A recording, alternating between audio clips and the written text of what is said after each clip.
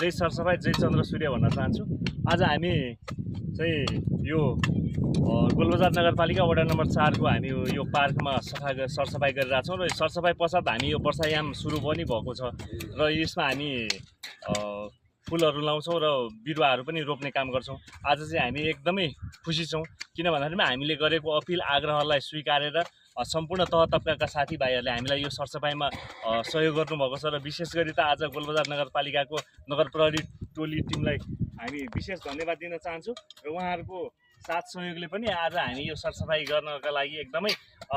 यो अग्रसर भएका छौँ र यो हामी लगभग अब हामी 10-15 मिनटमा यो सकाएर हाम्रो चाहिँ अर्को डेस्टिनेसन भनेको गोलबजार नगरपालिकाको त्यो गोलचक्कर आसपास र त्यहाँ भएको नालाहरूलाई हामी सरसफाई गर्नेछौँ र विशेष धन्यवाद हामी गोलबजारको नगर प्रहरी युनिटलाई टोलीलाई हामी धन्यवाद दिन चाहन्छौँ र यसै गरी सम्पूर्ण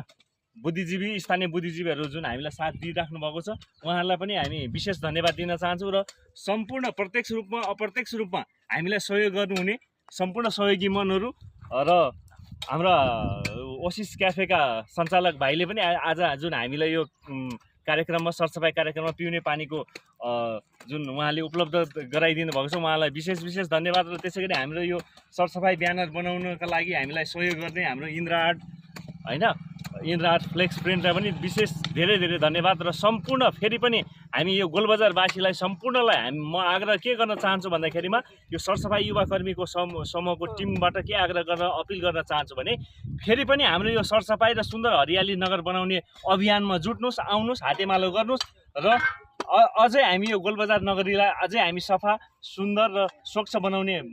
अभियानमा हामी लाग्नुपर्छ भन्ने हाम्रो मान्यता हो र त्यसै गरी सम्पूर्णलाई फेरि पनि अपिल गर्न चाहन्छौँ। हामी अब यो साप्ताहिक कार्यक्रम निरन्तर रूपमा अगाडि बढिरहेको छ। यो कार्यक्रममा सरिक हुनका लागि हातेमालो गर्नका लागि सम्पूर्णलाई हामी अनुरोध गर्दछु।